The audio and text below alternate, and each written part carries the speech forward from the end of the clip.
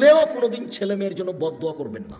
ছেলে মেয়ে যদি আপনাকে মারে, গালি দেয়, জমি দখল করে নেয়, বাড়ি থেকে বের করে দেয়, তবু মুখ খুলবেন। যদি ছেলে মারে তাহলে তাড়াহুড়া করে উঁচু করে 2 রাকাত সালাত আদায় করে আল্লাহর কাছে হাত তুলে বলেন, আমাকে ছেলে ফিরিয়ে দাও। আমি এরকম ছেলে মানুষ করিনি, আমার ছেলে আমাকে মাথায় করে থাকবে, শ্রদ্ধা করবে, আমি এটা চাই তোমার কাছে, তুমি আমাকে ছেলে ফিরিয়ে দাও। চোখের পানি ঝরঝর করে ঝরবে আর আপনি আল্লাহকে কথা বলবেন, ছেলে 24 ঘন্টার মধ্যে আমি ফিরিয়ে চাই।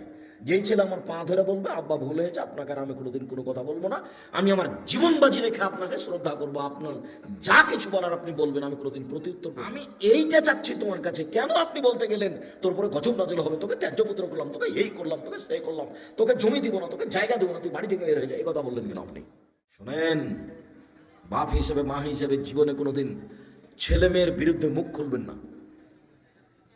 রাসূল সাল্লাল্লাহু আলাইহি ওয়াসাল্লাম নিষেধ করেছেন, কখনো তোমরা তোমাদের ছেলে মেয়ের উপরে বদদোয়া করো না।